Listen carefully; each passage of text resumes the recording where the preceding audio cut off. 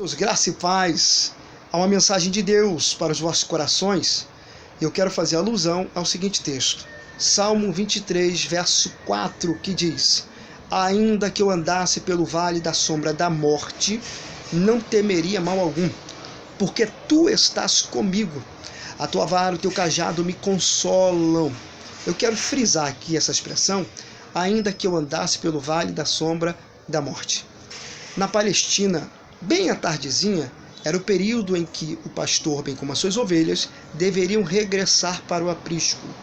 E nesse momento que eles estavam regressando para o aprisco, eles se deparavam com um caminho, cujo esse caminho ele era bastante íngreme, apertado, e existia perigo nesse caminho, perigo este que era possível ataque de animais ferozes que ficavam no alto do penhasco.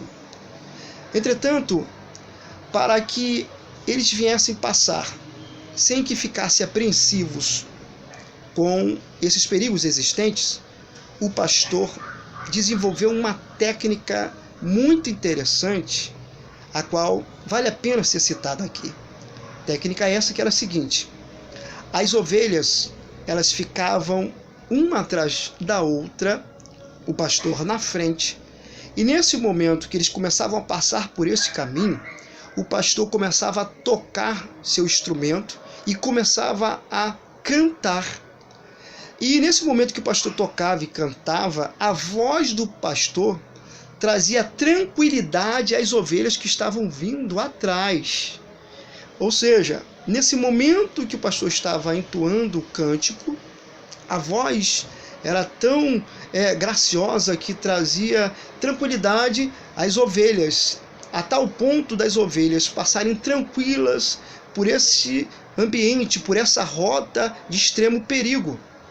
Então, qual é a lição que podemos aprender com esta mensagem? É a seguinte: primeiro, para que nós venhamos passar pelo vale da sombra da morte, primeiro, requer a presença do pastor conosco. Segundo, que a voz do pastor precisa ecoar dentro do nosso ser a tal ponto de trazer tranquilidade ao nosso coração, tranquilidade esta que não importa o perigo este que nos cerca, que vá atrapalhar a nossa travessia pelo vale da sombra da morte.